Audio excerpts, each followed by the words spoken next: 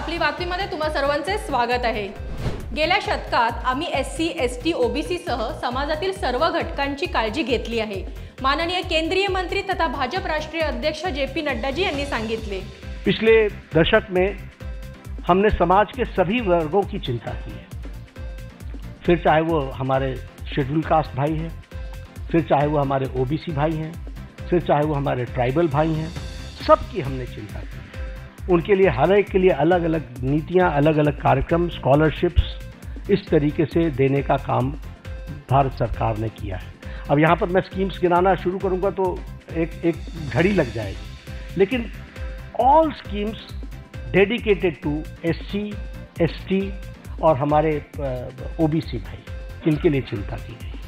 उसी तरीके से महिलाओं के लिए विशेष करके ध्यान दे करके विमेन लेड गवर्नमेंट, विमेन को आगे रख करके बढ़ाने का काम करना, यह काम भी हमारी सरकार ने बखूबी किया है। 11 वर्षापूर्वी स्वतःचे स्थान मिळवण्यासाठी तुष्टीकरण आणि समाजात फूट पाडणे ही राजकीय संस्कृतीची पद्धत बनली होती। माननीय केंद्रीय मंत्री तथा राष्ट्रीय अध्यक्ष जेपी नड्डा जी यांनी केले वक्तव्य। 11 साल पहले तुष्टीकरण पर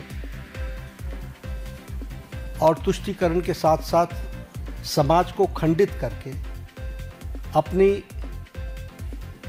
कुर्सी को सेव करना, यह एक राजनीतिक संस्कृति का तरीका बन गया था।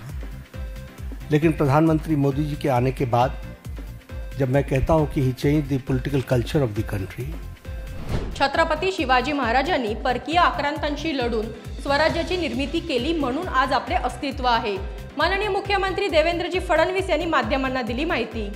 351 वर्षापूर्वी या भारतामध्ये पारतंत्र झुगारून देव, देश आणि धर्माची लढाई जिंकत पुन्हा एकदा स्वधर्म, स्वराज आणि स्वभाषेचा नारा देत हिंदवी स्वराज्याची स्थापना छत्रपती शिवरायांनी केली होती। तोच आजचा दिवस आहे आणि म्हणून आपल्या सगळ्यांचं अस्तित्व आहे, कारण छत्रपती शिवाजी महाराज होते।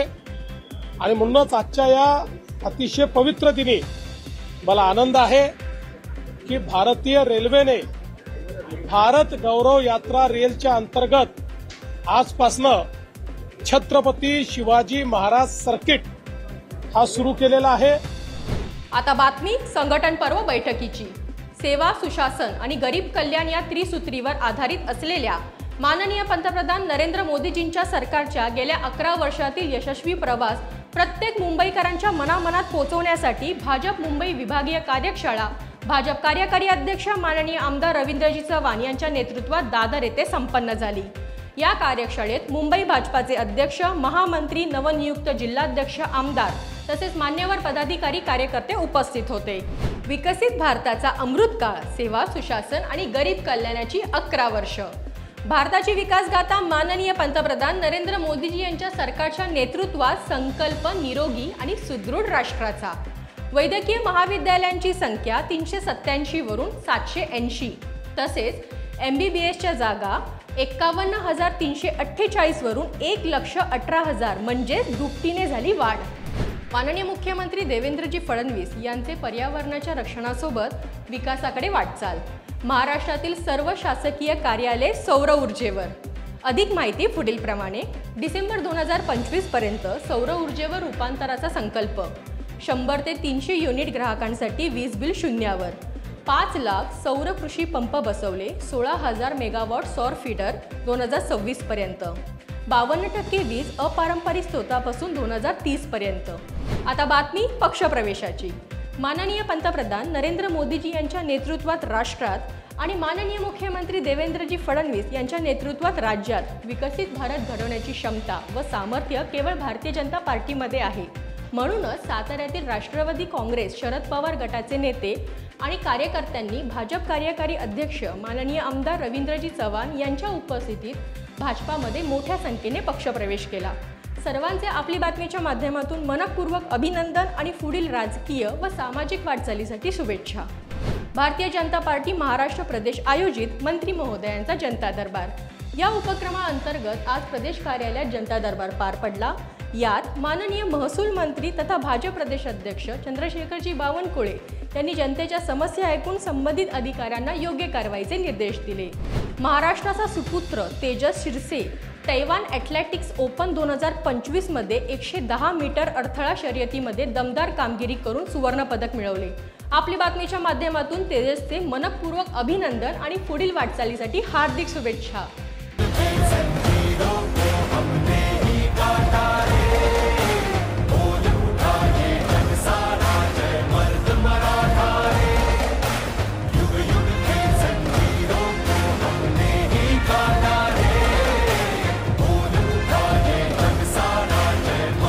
आता महाराष्ट्र भाजपा 1.5 कोटी सदस्यांचा पक्ष बनला आहे। तुम्हाला सुद्धा भाजपचे सदस्य व्हायचे आहे का? तर तुमच्या फोनवरून 8800002024 या क्रमांकावर मिस कॉल द्या आणि भाजपा परिवाराचे सदस्य व्हा। नंबर पुन्हा एकदा ऐकून घ्या, 8800002024 या नंबरवर मिस कॉल द्या आणि देशाच्या विकासात सहभागी व्हा। आजच्या बातम्यांमध्ये इथेच घेऊया विराम। उद्या पुन्हा भेटूया नव्या बातम्यांसह। पाहत रहा आपली बातमी, आपल्या पक्षाची बातमी। धन्यवाद।